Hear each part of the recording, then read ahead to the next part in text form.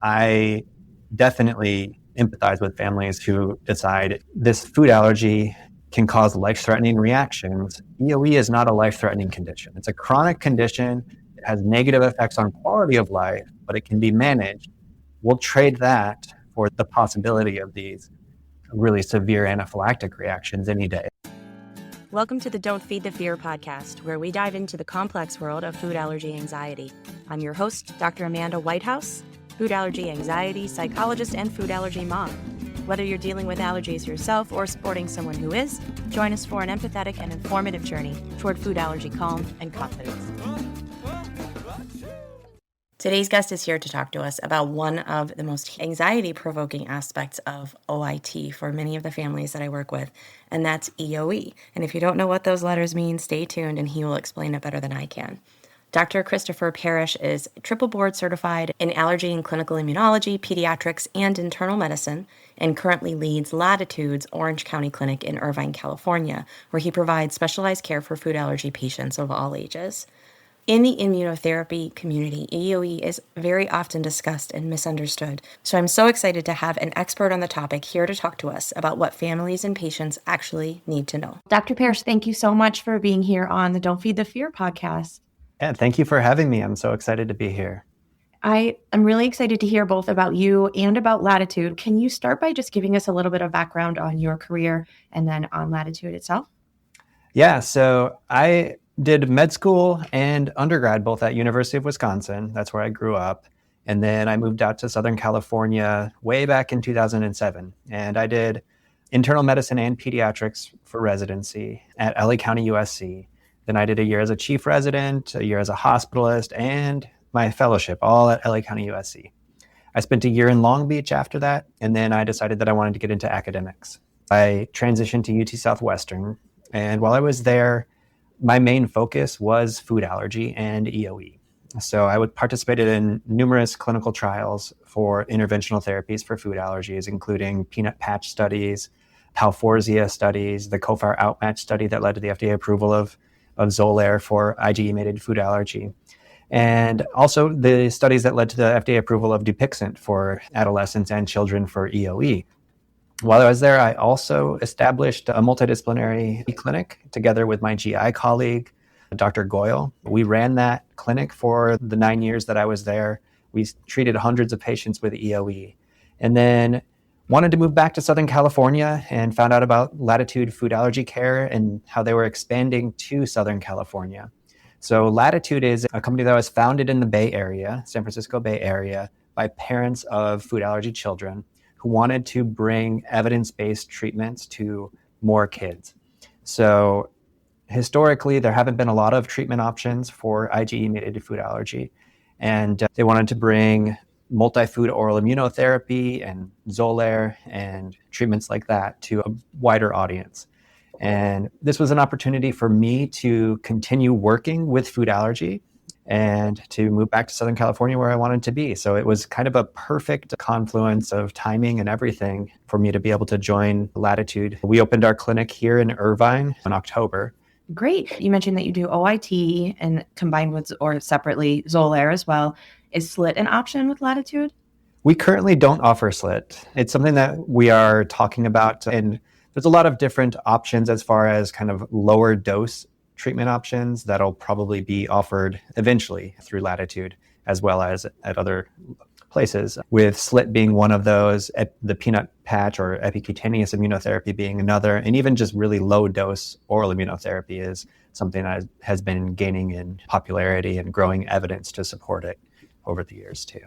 Right. It's so exciting to see those results coming out because I think the more options we have, especially low dose from the mental health side, it's reducing the fear and the resistance to the treatment in addition to being very effective, it sounds like. Yeah, and it really allows for individualization kind of according to the goals and needs of each patient and family. There's a lot of variability as far as what every individual needs out of treatment. And I think that that's one of the great things. The more options we have, the better we'll be able to meet those needs. Definitely. Within the food allergy community, I think there's those of us who know all about EoE and we're afraid we're going to do something to trigger it in our kids. And then I think there are still people who aren't familiar with it and don't know what we're talking about. So can you give some background on exactly what EoE is and a little bit about treatments? Yeah, so EoE is eosinophilic esophagitis, which is why we often just call it EoE. It's a mouthful. When I describe it to parents, I often describe it as a lot like eczema, but happening on the inside. It is a chronic allergic type inflammation that's happening on the esophagus, which is basically the tube that brings your food from the back of your throat down to your stomach. The esophagus is not part of the GI tract where you typically should be absorbing food, where the immune system should really be interacting with food. What predisposes to EoE, we think, is actually variations in the barrier function of the esophagus. The esophagus is supposed to form a barrier kind of like your skin does. So similar to how in eczema, the skin barrier isn't fully functional, we think that in EoE, that esophageal barrier isn't really functional. And that allows for interaction between food triggers and the immune system to be occurring locally in the esophagus and triggering allergic type inflammation in individuals with a sort of a genetic predisposition. Can you talk about how strong that family component is? Yeah, it's not like cystic fibrosis or other diseases where there's just a single gene that if you have that gene, you're going to get it. It's much more like other allergic conditions like asthma or eczema, where allergic conditions in general tend to run in the family.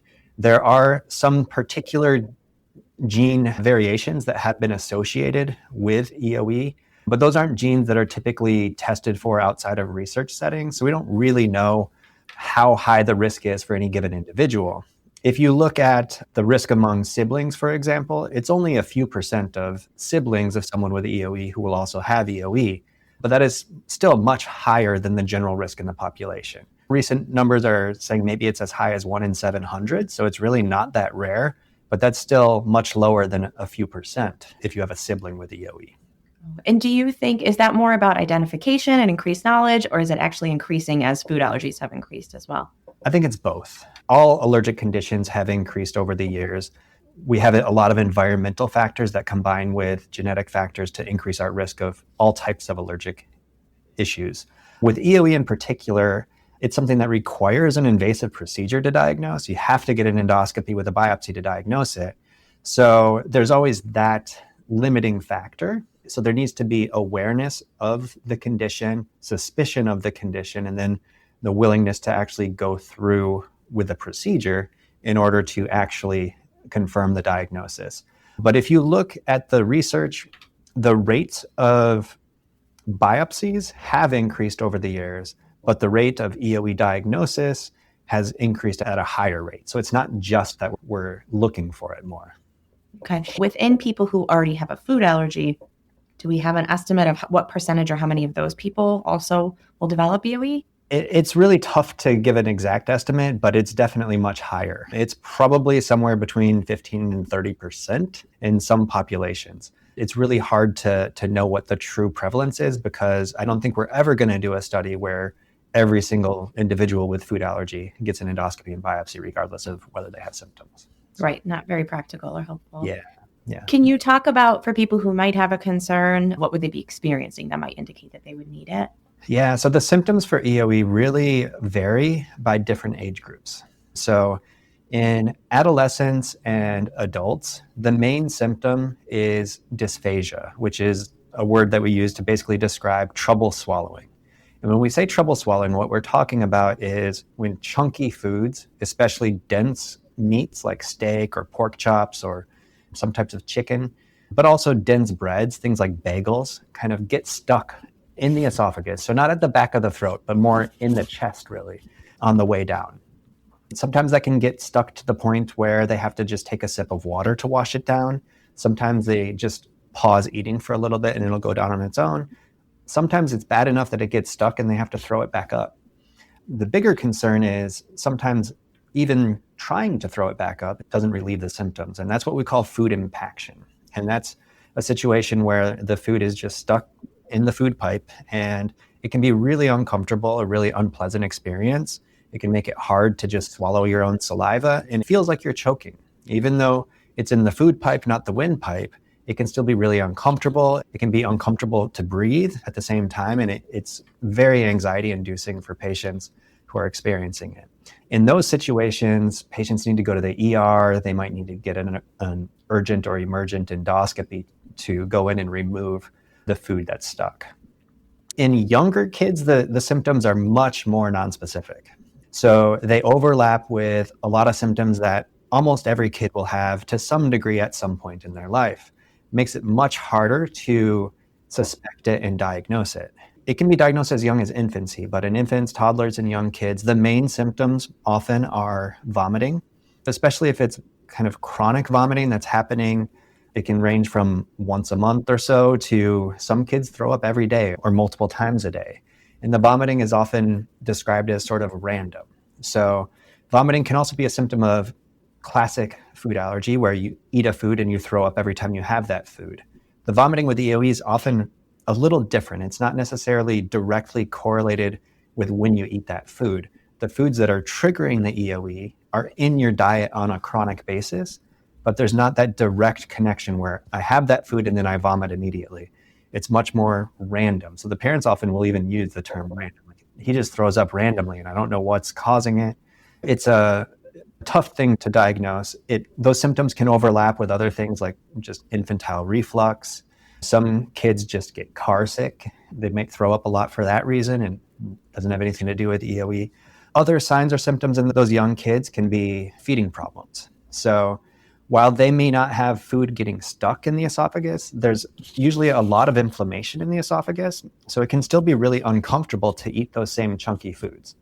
So infants or toddlers with feeding problems where they never get off of purees or liquids and they have a strong preference for soft foods. They're just eating purees and yogurt and formula or milk. That can be a warning sign, especially in a kid with other signs of allergies. So if they have bad eczema or wheezing or IgE food allergies, that should raise concern, especially if they've tried feeding therapy and they aren't making progress. That should raise concern. And all of this together can lead to, in some cases, difficulty gaining weight or even failure to thrive. And that's one of the bigger concerns with the younger children, is that it can affect their growth and development. At young ages, good nutrition is really essential for normal growth and development. So it can be a very impactful thing for them.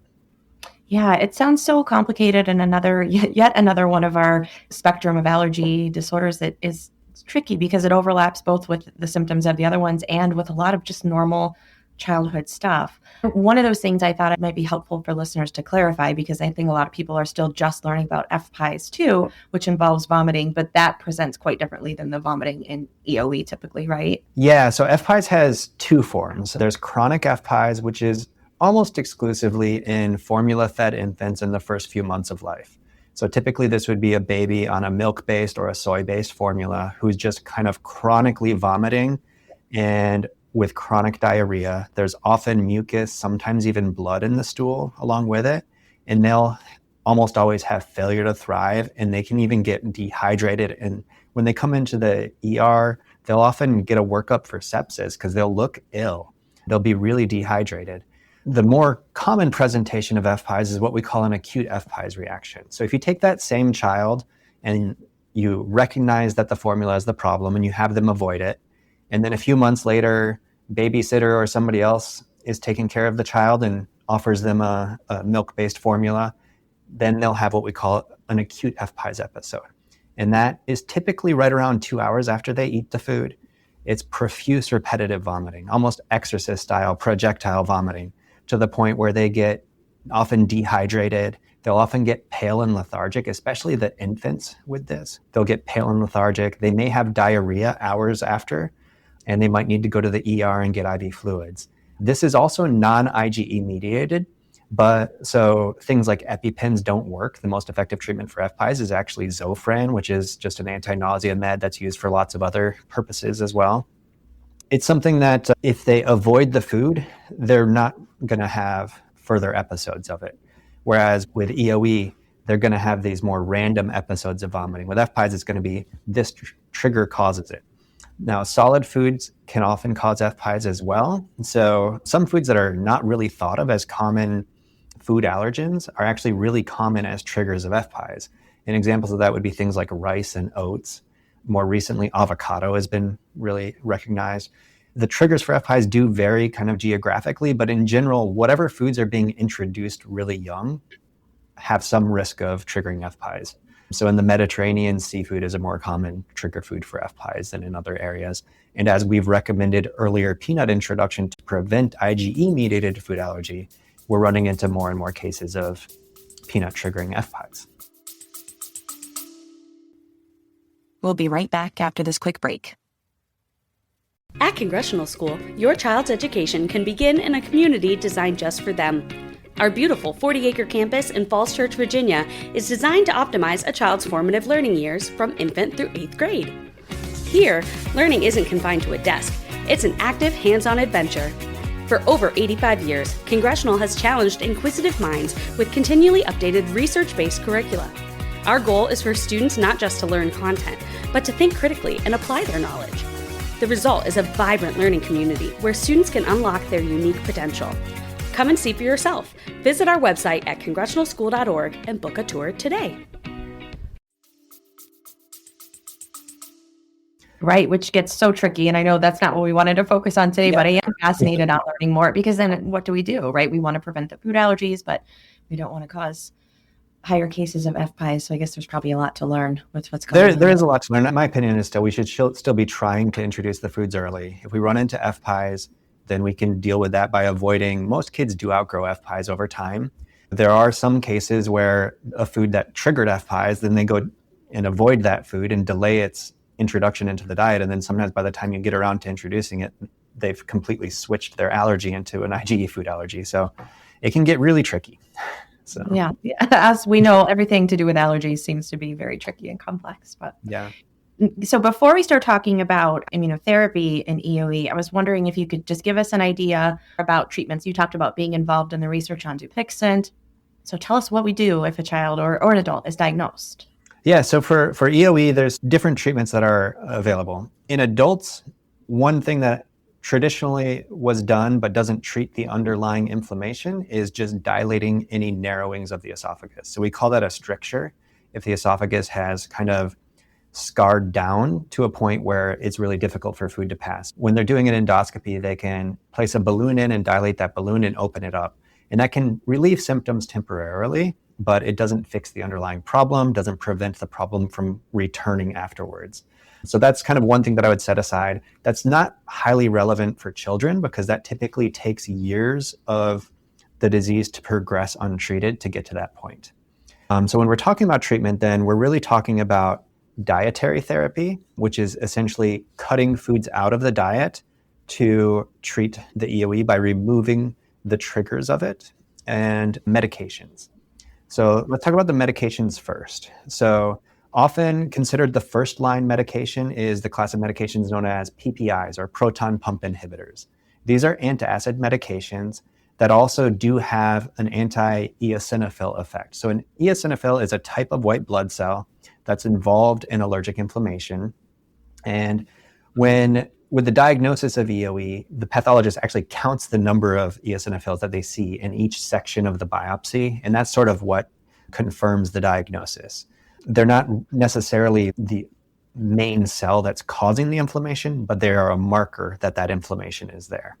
And so that type of medication, it's an antacid medication. They're sold over the counter, so they're generally relatively safe medications, but they are used in higher doses for treatment of EoE than they are in the over-the-counter doses.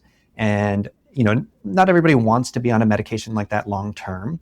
There can be some side effects. There are some concerns about potential effects on bone density and things like that. So it's a medication that works in some cases. If you look at the research data, it's probably around 30 or 40% of the time it works. And there are some patients where you try everything else and nothing works but that medication. It is something that is relatively inexpensive, so insurance companies in particular like to request that that's sort of tried before you move on to some of these other. The next treatment that has been used historically for EoE is what we call swallowed topical corticosteroids. So this is taking the same steroids that are typically inhaled for asthma or sprayed in the nose for nasal allergies, or put on the skin for eczema. And we're trying to apply them on the surface of the esophagus. Our fingers aren't long enough to just rub a cream on the esophagus, so we have to get creative with how we get it there. The most common way traditionally has been what we call a budesonide slurry, or oral viscous budesonide, or OVB, some people will refer to it as. The first popular recipe for that was created by Seema Aceves at UCSD in San Diego. And when I asked her how she came up with it, she said, we just went in the break room and we started adding Splenda till it looked thick enough that it might coat the esophagus, and we tried it and it worked, so we published it. There's nothing magical about any of the recipes for those budesonide slurries. You're basically just trying to take something that will thicken up the budesonide, which is just a liquid steroid medication that typically would be opened up and put into a nebulizer machine for asthma, but instead you mix it in a medicine cup with something to thicken it a little bit. We use applesauce, we use honey, we use maple syrup, pancake syrup, all that kind of stuff. Whatever the kid likes is a reasonable option to try. And with the idea that when they swallow it, it'll kind of coat the esophagus and have an effect on the surface of the esophagus. After they swallow it, they aren't supposed to eat or drink for at least 30 minutes, ideally maybe an hour or so, with the idea that you have time for the medication to be in contact with the surface of the esophagus and have its effect. If they take a sip of water right after, it'll rinse it right off, sort of like rinsing shampoo out of your hair, so it won't have as much of an effect. In general, these are relatively safe medications as well. So many of these medications are sold over the counter.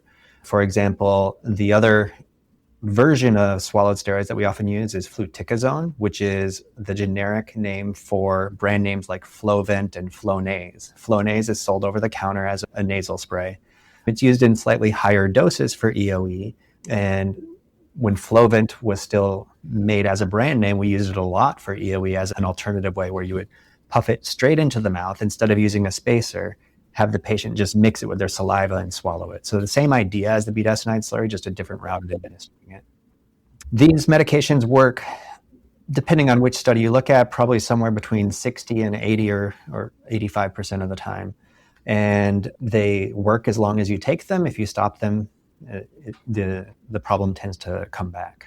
There is now also an FDA-approved version of it, of the budesonide, that's Eohilia. And the issues with that are that the FDA only approved it for use for 12 weeks at a time. EoE is not a 12-week long problem, it's a chronic problem. So there's an issue with that. But it comes in pre-mixed packets, so it's kind of nice to not have to mix some sort of slurry every time you take a dose. It just comes in a little packet, you shake it up. It becomes more liquid when you shake it, and then once you swallow it, it kind of thickens up and coats the esophagus. So it's kind of like ketchup. The term they use is actually thixotropic for something that kind of becomes more solid when it's sitting still and becomes more runny when you shake it up. So that's another treatment option. And then the big gun is Dupixent, of course. So Dupixent is a biologic medication. It is given by injection. It works for almost any chronic allergic inflammation in the body. So it has many, many FDA-approved indications, including eosinophilic asthma, atopic dermatitis. It's approved down as young as 6 months of age for that. EoE, it's approved down as young as 1 year of age.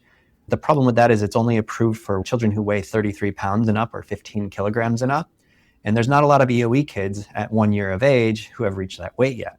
So realistically, it's probably more of the older toddlers who qualify for Dupixent, at least in the EoE dosing range. It is used at a slightly higher dose for EoE than it is for those other conditions. So for example, for eczema, it's typically a once a month injection for the young kids, whereas for EoE, it's every 2 weeks. For adults, it can be an every 2 week medication for other indications, but it's a once a week medication for EoE. And it works by blocking something that's called the IL-4 receptor alpha. So basically, it blocks two of the cytokines, which are sort of the chemical proteins that kind of drive this chronic allergic inflammation in the body, and they're known as IL-4 and IL-13. So by blocking two of those, it works pretty well at kind of calming down that inflammation. So it's a really good option for patients who have multiple of these problems. A lot of patients with EoE also have eczema and or asthma. And so being able to treat multiple conditions with one medication can be pretty appealing. Yeah, and it's good to know that there are options, like as you mentioned before, that being able to individualize that treatment and have lots of choices. Yeah. What I'm hearing is it's not necessarily a horrible, unmanageable thing if this arises, if you end up with EoE, obviously, and I think that's the impression that people have of EoE. So Yeah. And then as far as diet, the challenge with dietary treatment of EoE is because it is not driven by IgE antibodies, our allergy testing is really not helpful at all for figuring out which foods are causing EoE. So in order for a food to cause EoE, you have to be able to eat it on a chronic basis. So typically the foods that are triggers of EoE are foods that are in the diet in large amounts over a long period of time in order to cause that chronic inflammation. So it's not surprising that with the typical American diet, the most common trigger foods are milk and wheat, followed by things like egg, sometimes soy. So for doing an elimination diet, what's recommended is not doing allergy testing to try and figure it out. I think someday we probably will have good enough tests that accurately predict which foods are the EoE trigger foods, but we're not there yet. It's an area of ongoing research. At this time, what we do is we call it empiric elimination, but it's guess and check. So we guess which foods are causing the inflammation. We eliminate those foods from the diet for an extended time period. So typically a minimum of 8 weeks, but often 3 months or so. And then we repeat testing to see if the inflammation has gone away. So typically that's going to be a repeat endoscopy with biopsy. We are now getting some less invasive ways that we can monitor the disease activity. So there is something known as the esophageal string test. It's also known as enterotrack, I believe is the name of it. And it's basically a pill with string inside, and the child has to be able to swallow a pill. So you can't do this in really young kids. They have to swallow the pill and then tape the end of the string to the cheek. Leave it in for about an hour, which can be pretty uncomfortable. A lot of kids with EoE, just swallowing pills in the first place isn't something that is really easy to do if their esophagus is inflamed. And then they have to leave it in there, which can be a little uncomfortable. Sometimes there's like kind of a gag reflex issue. But then they take it out, they cut off the portion that was in the esophagus and send it off to a lab and sort of get a thumbs up or thumbs down for the EoE is controlled or still active. There's also transnasal endoscopy, which can be done without sedation. There's a lot of centers that are now doing this using virtual reality headsets to kind of distract the children, and then go in through the nose without sedation and do the biopsies. This is typically going to be older children and adolescents where this is offered to as well, because they have to be able to kind of sit still through this. And some patients love it. Parents universally love it because they don't want their kids undergoing anesthesia. The kids, some of them hate having things in their nose, or it triggers their gag reflex and they don't ever want to do it again. And other kids, it doesn't bother them at all. So there's other options out there for that now. Getting back to the dietary approach though. So typically the old way of doing it was what we often refer to as the 6-food elimination diet, which I like to joke is called the 6-food elimination diet because the people who named it couldn't count to 8, because it's milk, egg, wheat, soy, peanuts, tree nuts, fish, and shellfish. So it's 8 food groups, even though we call it the 6-food elimination diet, but it's a ton of foods, some of which are not common trigger foods for EoE. For example, there's really hardly anybody, if anybody, has had shellfish triggered EoE, for example. So there's a lot of foods that are eliminated. It's really hard to follow, and it works maybe about 2/3 to 3/4 of the time, somewhere in that range, if you're able to follow it really strictly. In recent years, we've really moved towards an alternative approach, which is essentially a step-up approach, where you eliminate 1 or 2 foods. So there have been recent studies that have shown that if you eliminate nothing but dairy products, that it's about 50% odds of controlling the EoE with that. But that doesn't sound like that big of a deal. I'm from Wisconsin originally. It's a big deal. Cutting out all dairy products is not easy. We're not just talking about not drinking milk. We're talking about no ice cream, no cheese, no yogurt, no baked goods with milk as an ingredient, nothing with cow's milk protein in it at all. So it's still a pretty drastic diet, even just that. But it can be effective in about half of cases. And then if that doesn't work, then typically we would eliminate wheat or gluten. And then if that doesn't work, then step up from there to eliminating additional foods. eliminate a food and the inflammation is still present, you don't then swap that out for a different elimination. So you don't say, okay, eliminating milk didn't work, we're going to put milk back in and take wheat out. That's not how you do it. You keep eliminating milk and you add to that elimination. You keep taking foods away until you get control of the EoE, and then you can start adding the foods back in one at a time, and you either have an obvious return of the symptoms or you repeat the endoscopy and confirm whether the food is a safe food or a trigger food. It can be a really long process, but doing that step-up approach, you tend to get to an answer faster because most patients really have one or two trigger foods. So you can get to an answer faster with fewer endoscopies and biopsies than if you start off with a broader elimination from scratch. Yeah, it's certainly a daunting thing to think about taking on, though, as a parent. It's already hard enough to get our kids to eat anything. So yes, yeah. But so let's transition then into, we have that fear in the food allergy community that if we start OIT, it will trigger EoE and then my child or I will have EoE for life. So let's start there with that question. Yeah, so EoE is a possible side effect of oral immunotherapy or OIT.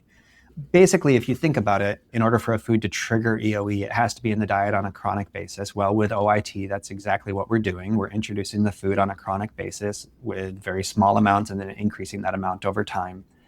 And you have to be able to tolerate the food enough to keep it in the diet in order to trigger that EoE. And that's exactly what the goal of OIT is, to allow you to have that food in the diet enough to prevent those acute allergic reactions, and in some cases, even to fully introduce it into the diet down the road. So that can occur. The estimates for how common that is, it's hard to put a specific number to it. Our best estimates are probably somewhere around 3 to 5% of patients undergoing OIT develop EoE or symptoms that are probably EoE.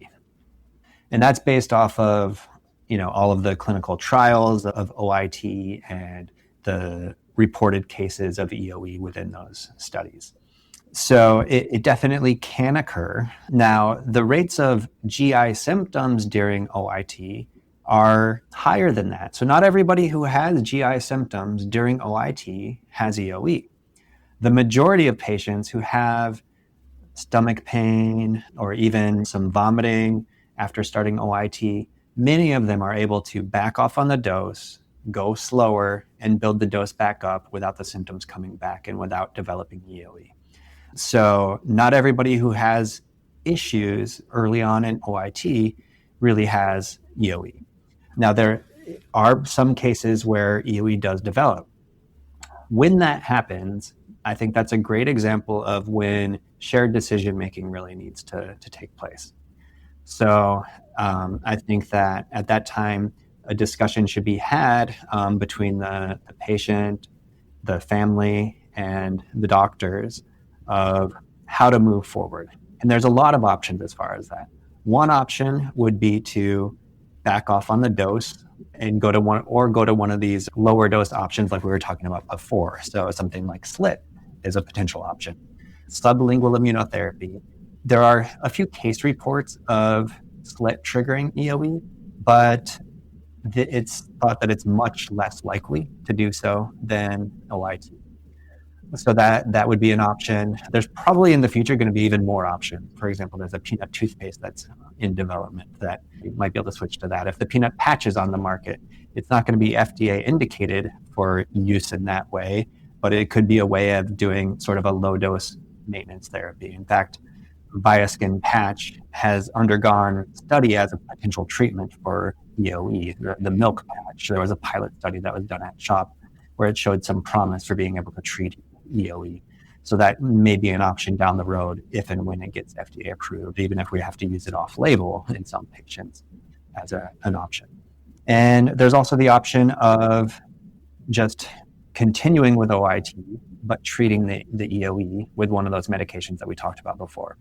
So I've definitely had cases where families came to me while I was running that EoE clinic in Dallas. And these were patients who were getting OIT done at other places, and they developed EoE. And they came to me and they said, we don't want to stop dosing the food. We don't want to go back to fearing those accidental ingestions and those severe anaphylactic reactions, we want to keep the food in the diet and we want you to treat the EoE. And we had good success doing that. So most of those cases, we were able to treat with just the budesonide, just the swallowed budesonide. We didn't even need Dupixent for most of those cases. But other cases, we have used Dupixent as well. So there are definitely ways to treat around it, even if we think that the OIT has triggered the EoE. In general, a lot of people think, oh, if we have EoE, we have to stop OIT. There's no way that you can move forward with OIT. And I think it's more nuanced than that. I think that it really depends on what the family wants, what their goals are.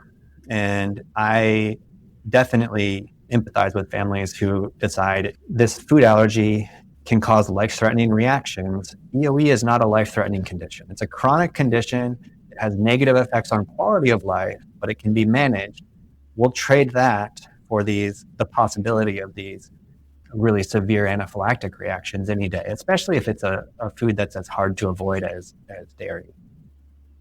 The way you're describing it is so helpful because I think it completely flips how a lot of people who are managing food allergies already perceive this, even though they know that the food allergies obviously are anxiety provoking, but it's almost like they have the reverse of what you just described, where the EoE seems like the horrible thing if we were to trigger it, which I've heard a lot of people say it's likely that it was underlying or that you would have developed it anyway. I mean, can you comment on that, or is that hard to really? It's really hard to know. I think some of the hesitancy from doctors also comes from, the Hippocratic Oath, first do no harm, with the idea that if we're doing this treatment and we're causing another condition, that maybe we shouldn't be doing that.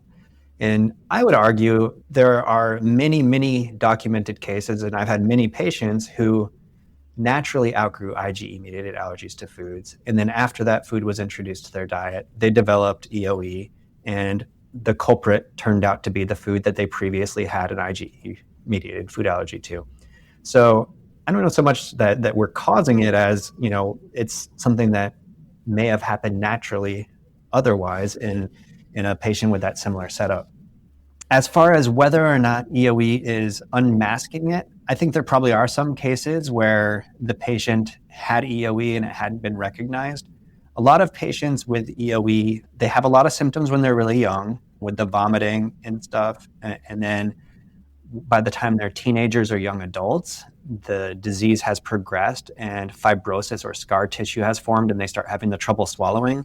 But in the older children, kind of the second half of elementary school, a lot of those kids, they don't have a lot of symptoms with EoE. So sometimes it's sort of a silent thing there and you don't realize that it's there. So I do think there are probably some cases where it's unmasked, but there probably are other cases where it's truly triggered by the OIT as well.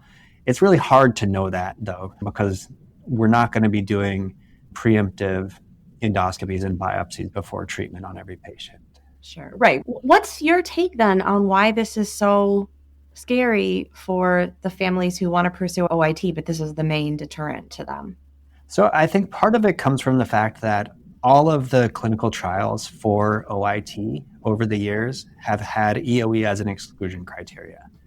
So we don't really have quality medical evidence saying what the risks and benefits are of doing OIT in a patient with a history of EoE. We've always excluded them from studies. So for a long time, the most readily available option as far as getting access to OIT was through clinical trials at some of the major academic centers. There weren't a lot of private practice docs offering OIT. And then patients with EoE would go there and ask about it, and they'd be told, no, you can't, you have EoE. So I think that kind of permeated the food allergy community as like, if you have EoE, you can't do OIT. I think it's a bit of a shame that that's kind of the perception, because as I mentioned, I really think it is much more nuanced than that. I think also the fact that they hear that EoE is something that is often lifelong can be an issue as well. In all cases, we think it's a chronic problem, and in most cases, we think it's lifelong. I will say that there are some cases where EoE does resolve and doesn't seem to come back. There was a case series from CHOP that was published quite a few years back where there were 9 patients who were treated with diet and then added all the foods back to their diet, and the EoE did not return. Granted, that was out of a a chart review of 1,800 patients, so it's less than 1% of the patients, but it does happen. And I had patients who I followed over the years who we reintroduced all the foods gradually over time and weaned off all the medications, and the EoE did never come back. So it's not always a lifelong condition. And as mentioned before, it's something that's manageable. So even if it is a chronic condition, it's something that can be managed. Some patients need to be on a medication consistently or on a diet consistently. Other patients can be managed with episodic treatment. So treat for a while, calm the inflammation down, give them a break from the treatment for a little while, and then go back on the treatment later on. An example of when we might do that, it would be a patient where the environmental allergies are playing a role as well. So some patients with really bad pollen allergy, their EoE will flare up seasonally. So we might use steroids during that season for them. I think that there's a myriad ways that we can manage it. It's something that shouldn't drive as much fear as it does. I think the fact that it affects eating is another big factor. So just like with food allergy, eating is just such a central part of being human, being a person. It's social. For parents, one of the first things you do to care for children is you feed them. So having a condition that makes that difficult, or where providing what's supposed to be nurturing for your child actually makes them uncomfortable or causes symptoms, it can be really traumatizing and stressful. I absolutely understand it from that viewpoint as far as why it can stoke some fear. But I would just try and reassure everybody that yes, it can do that, but we can work around that. We can manage it. So what would you say to someone that is with an allergist who is wanting to stop or maybe doesn't have the experience with managing EoE and continuing forward? That's something that, at Latitude Food Allergy Care, we're really trying to be a place where people can come and get treatment regardless of what their particular circumstances are. I would advise seek out a second opinion, even maybe suggest that allergist that you're working with, if there isn't, a Latitude in your area, ask that doctor to reach out to other people with expertise. The allergy world and the food allergy world in particular it's a relatively small world. In general, we're pretty collegial, we're pretty nice people, and we're always willing to help each other out. So if people have questions, I've had a lot of doctors reach out to me over the years with questions about EoE and food allergies, and I'm always happy to answer questions. And I would encourage people to keep asking questions and seek out second opinions. Don't necessarily take the first answer that you get as the only option. Thank you. And that's helpful because when we're stressed and anxious about our kids' safety, then to work up the courage to, have those uncomfortable, they feel sometimes uncomfortable for us as parents. So hearing that, I think, will reassure people. It's not challenging your doctor. It's just asking questions and trying to get more information. Yeah. And as doctors, we all have different backgrounds. We all have different things that we're more comfortable with or less comfortable with. And that's okay. There's a lot of different ways to manage these. And there's nothing wrong with a doctor saying, I'm not comfortable doing OIT in a patient with your condition. What I'm saying is more so that there probably are doctors that you could find who would be willing to do that, or places where that doctor could seek out advice that may help convince them that they too could handle it. One thing I would add, if there's a pre-existing diagnosis of EoE, we would want it controlled before we start OIT. So we don't want to start OIT in somebody who has active EoE. We would want to get the EoE controlled first and then start the OIT. Good distinction. Thank you. In general, overall, to parents who are feeling afraid of pursuing OIT, what would you say to them if they showed up in your office asking those questions and having that fear? Yeah, so what I would say is OIT is one option for how to manage your food allergies. With everything that we do in medicine, there are trade-offs. There's risks and benefits, and you might weigh those risks and benefits different than the next family that comes in.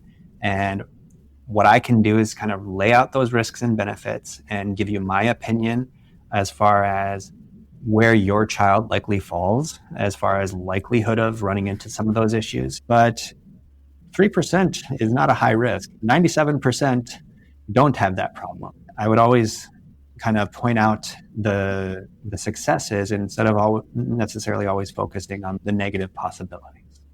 Yeah, thank you so much for that. This is incredibly helpful. So much good information, and I'm so happy to have you on the show. Thank you. I really enjoyed it. As we wrap up today's episode, here are 3 next steps if you want to learn more or explore care options. First, if you are interested in learning more about immunotherapy or connecting with Dr. Parrish's team or any of the Latitude locations, you can find them at latitudefoodallergycare.com and on social media at Latitude Food Allergy Care. Latitude has locations all over California, as well as a few in the New York City area, and they provide specialized care for patients of all ages. Second, if there isn't a Latitude location near you, I encourage you to check out fastoit.org, which is a nonprofit organization dedicated to education and access around oral immunotherapy. And third, if you're navigating decisions about immunotherapy or allergy treatment options and want more guidance about the emotional and practical aspects of the process, I wrote a workbook to support families through it called From Fear to Freedom. It's a guide to navigating allergy immunotherapy. You can find it wherever you buy your books. I would encourage you to consider requesting it at your local bookstore or shopping on bookshop.org to support local bookstores. I'll link it in the show notes. As always, everything else we discussed will be linked in the show notes too. I really hope that this season is helping you to think through some things and have a clearer picture of what might be right for you or your family. If there's someone else that you think it could be helpful for, please consider sharing, liking the episode, or leaving a rating or a review for the show so that more people can find it. Thanks for listening, and I will talk to you again next week. The content of this podcast is for informational and educational purposes only and is not a substitute for professional medical or mental health advice, diagnosis, or treatment.